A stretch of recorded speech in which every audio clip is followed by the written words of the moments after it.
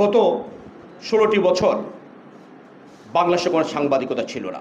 গণমাধ্যম থেকে যদি গণশব্দটি উদয় হয়ে যায়, সেটি শুধু একটি প্রচার মাধ্যমে পরিণত হয়।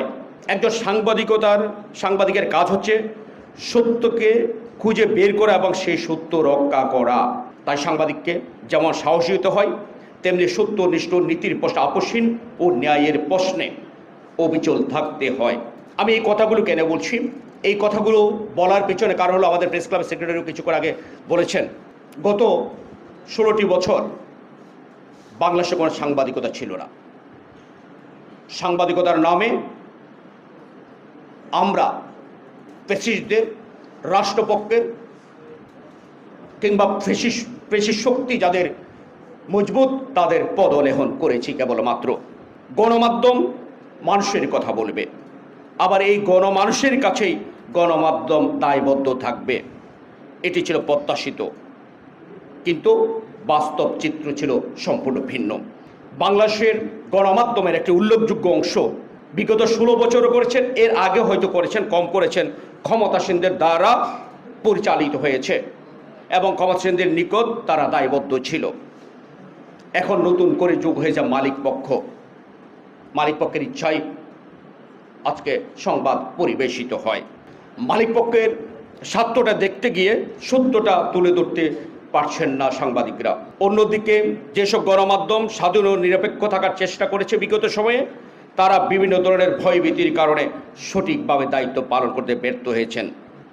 জুলাইয়ের অভ্যুত্থানেও গণমাধ্যমের একটি অংশ জনগণের বিপক্ষে অবস্থান নিয়েছিল।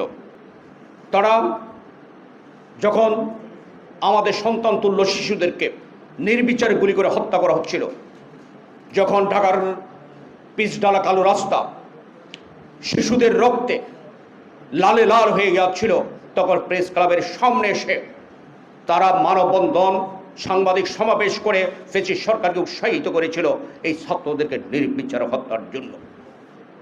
এদের জন্য একরাশ ঘৃণা। এই হচ্ছে আজকের অবস্থা। যে কথাটি বলছিলাম, বিগত সরকারের সময় দেশে সাংবাদিকতা বলে কিছুই ছিল না। ছাত্র জনতার অভ্যুত্থানে গত 5 আগস্ট সরকার পতন হলে অনেক সাংবাদিক গা ঢাকা দিয়েছেন, অনেক সাংবাদিক পালাতে গিয়ে গ্রেপ্তার হয়েছেন, অনেক সাংবাদিক পালিয়ে গেছেন। এটা সাংবাদিকতার জন্য অত্যন্ত লজ্জা।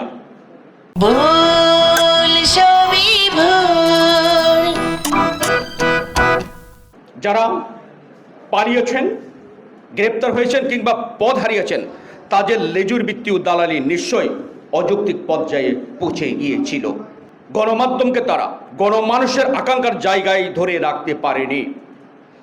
সরকারকে তুষ্ট করতে গিয়ে তারা জন আকাঙ্ক্ষার কথাই ভুলে গিয়েছিলেন।